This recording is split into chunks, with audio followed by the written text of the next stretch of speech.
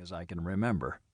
I was born in the late 1960s and devoured pop culture artifacts such as Stanley Kubrick's 2001: A Space Odyssey, 1968, and Steven Spielberg's Close Encounters of the Third Kind, 1977, and E.T. the Extraterrestrial, 1982.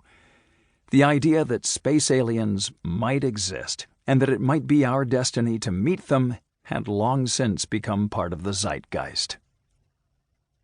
As we will hear in Chapter 1, the concept goes back to the ancient Greeks and entered firmly into popular lore in the 19th and early 20th centuries with the help of scientists such as the Mars-obsessed astronomer Percival Lowell and science fiction writers such as H.G. Wells. But for me, it was the work of the renowned astronomer, science communicator, and TV personality Carl Sagan that brought the idea into sharp focus. Sagan was part of a small group of researchers who had been working since the early 1960s to make the search for extraterrestrial intelligence, or SETI, into a respectable scientific discipline. He wrote at length about extraterrestrial life in his book The Cosmic Connection, 1973, then led the production of the Voyager Interstellar Record.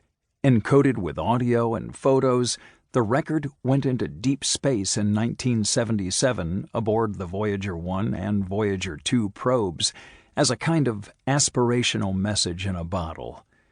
But perhaps most importantly, Sagan electrified my whole generation of budding science geeks with his public television series Cosmos: A Personal Voyage, 1980. The penultimate episode of the show, Encyclopedia Galactica, was all about SETI. It explained that the question of extraterrestrial life was one that scientists, not just science fiction authors, could examine. By the time I reached Harvard College in the fall of 1985, I not only shared Sagan's optimism that extraterrestrials must exist, but had become a full-fledged Sagan wannabe, choosing to major in astronomy and taking a work-study job at the Harvard-Smithsonian Center for Astrophysics, where he had once worked. Imagine my excitement, then, when Sagan himself showed up on campus. He was there to participate in a symposium to christen the Mega-Channel Extraterrestrial Assay, a radio frequency SETI project spearheaded by the Harvard physicist Paul Horowitz. I attended the symposium and approached Dr. Sagan afterward to share all my fanboy enthusiasm. He was as gracious and engaging as I could have hoped.